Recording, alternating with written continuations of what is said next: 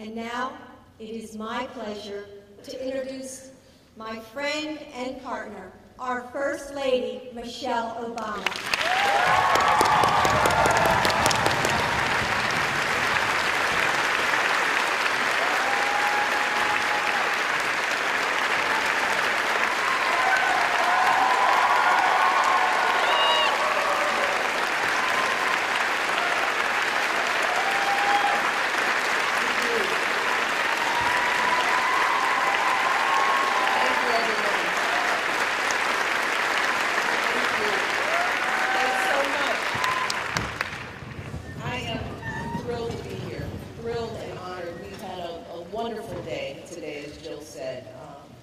And this just tops it off.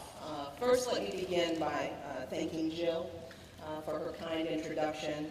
As a Blue Star mom, as she said, whose son recently returned from Iraq, Jill has brought her personal experience to our work in the White House, and it has been invaluable. She's working tirelessly to highlight the extraordinary service of our National Guard and Reserve members and their families. She is a wonderful partner. And a dear friend to me and my husband, and I love her dearly. Please let's give Jill another round.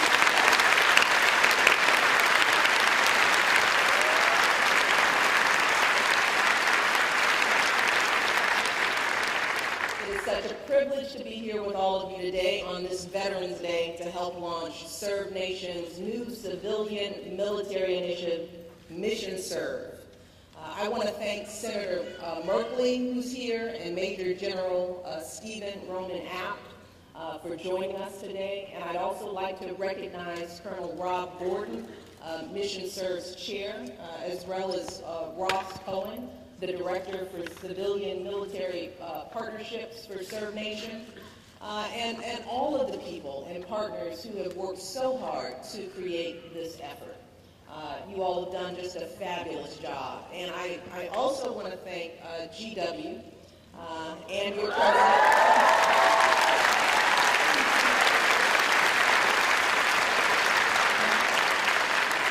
Go GW.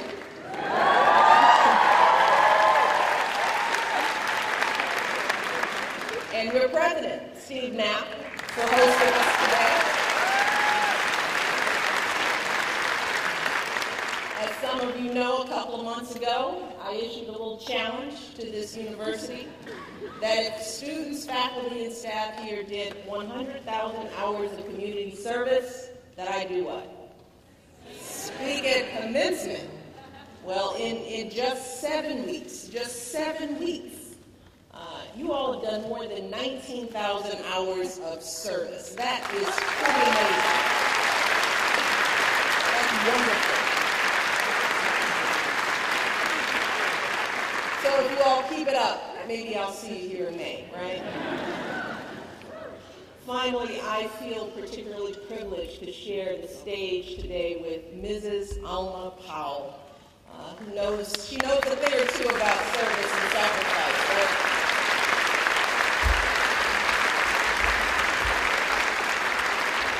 She's devoted her life to giving our young people every opportunity to fulfill their dreams.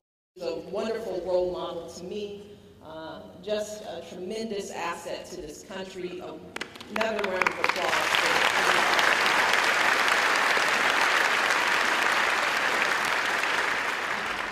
One of the greatest privileges that I have as First Lady is the chance to meet with veterans and to meet with service members and their families all across America.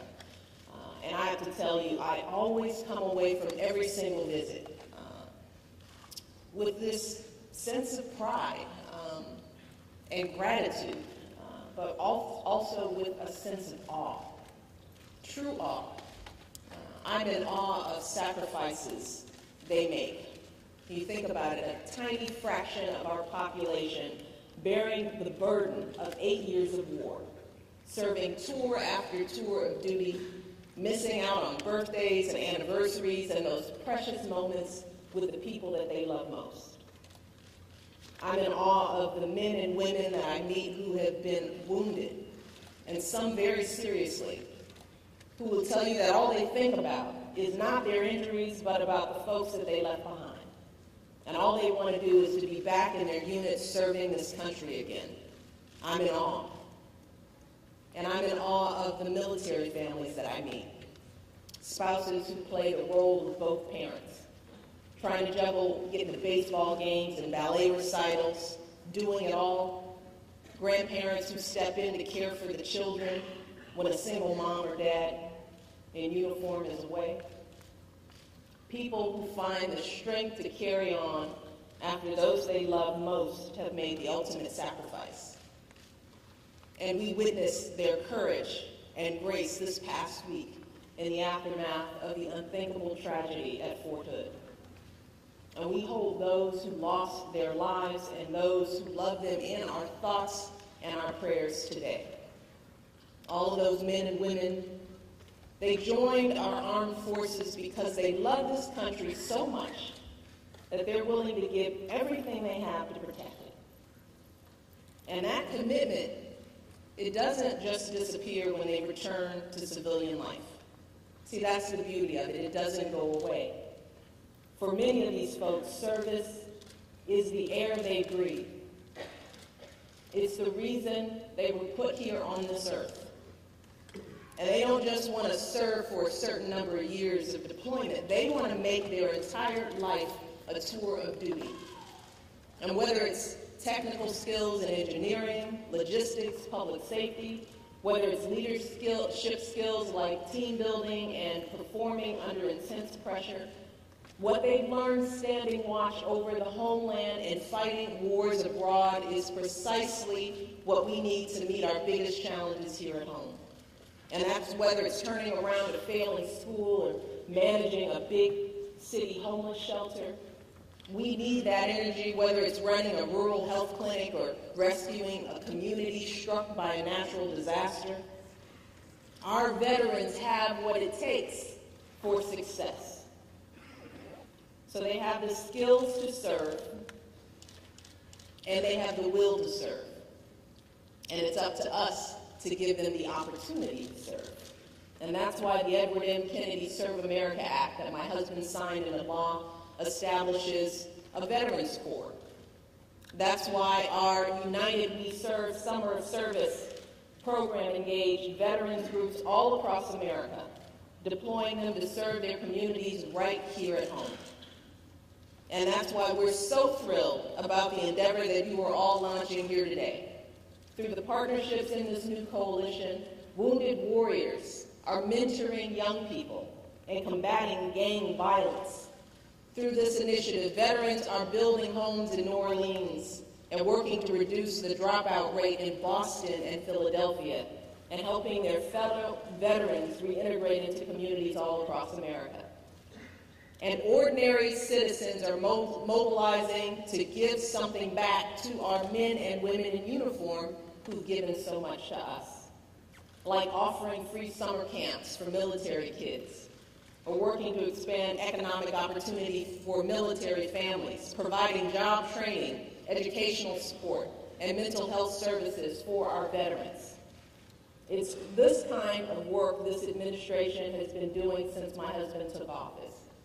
His budget called for the largest percentage increase in the Veterans Administration budget in 30 years, and that includes pay raises to our troops. It includes improvements in health care, education, and housing, and career development for military spouses.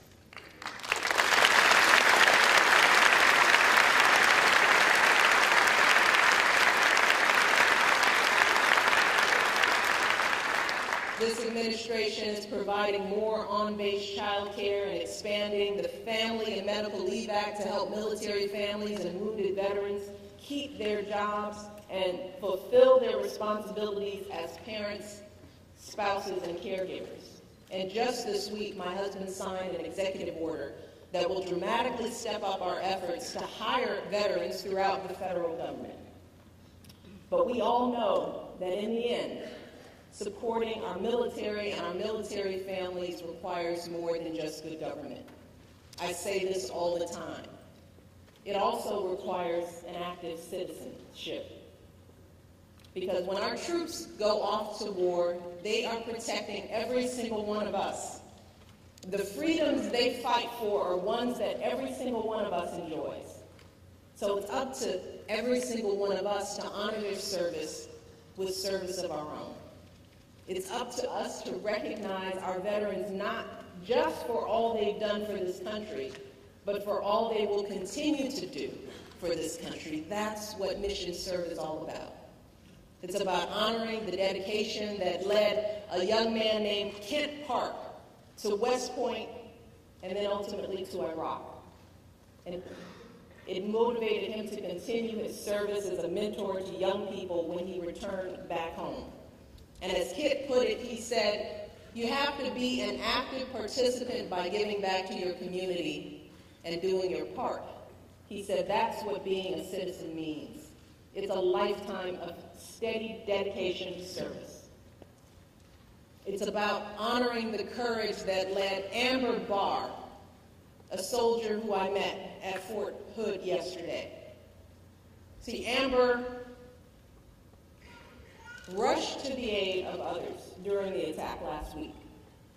And she helped out a number of her fellow soldiers, not even realizing that she had been shot in the back herself.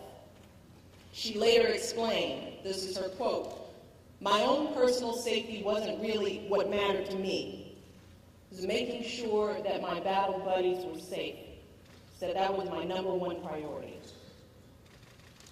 And it's about honoring the service and sacrifice of our military families, too. It's about honoring people like Daniel DeCrow, who I met at Fort Hood. He lost his son, Justin. He said the last time he spoke to Justin, he told him how proud he was.